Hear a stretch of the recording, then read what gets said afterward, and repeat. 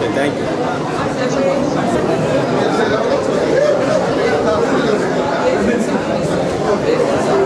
మహిళలకు BC corporation ద్వారా కుట్టు మిషన్లు ఇస్తూ మిషన్లు ఇవ్వటమే కాదు, వాళ్ళకి చక్కగా ట్రైనింగ్ ఇవ్వాలి.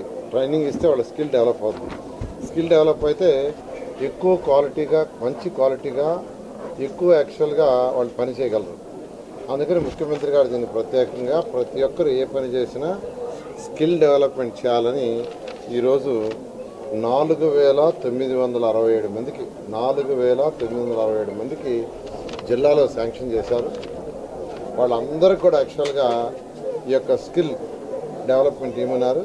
దానికి ఇక్కడ యాక్చువల్గా రోజుకి 72 మంది 2 బ్యాచీలు ఒక్కొక్కరి మీద ఈ ట్రైనింగ్ కోసంగా 21,799 రూపాయలు.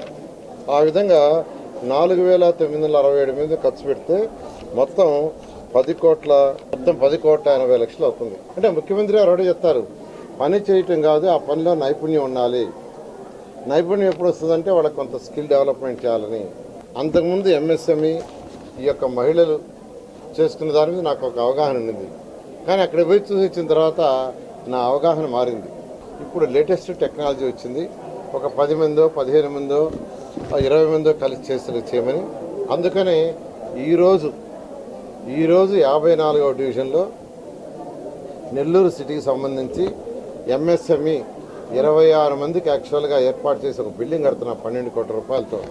భారతదేశంలో ఎవరైతే బాగా చేశారో వాళ్ళ సహకారాలు తీసుకోమని, వాళ్ళ సహకారం తీసుకుని ఒక 26 మంది, 26 అంటే 26 ఇంటూ ఒక్కొక్క దాంట్లో 4-5 చేస్తారు. దాదాపు 100 మంది అక్కడ ఆ ఎంఎస్ఎంఈలో చక్కగా వాళ్ళ ఆదాయాన్ని ఎన్నో రెట్లు పెంచుకునేందుకు చేస్తారు.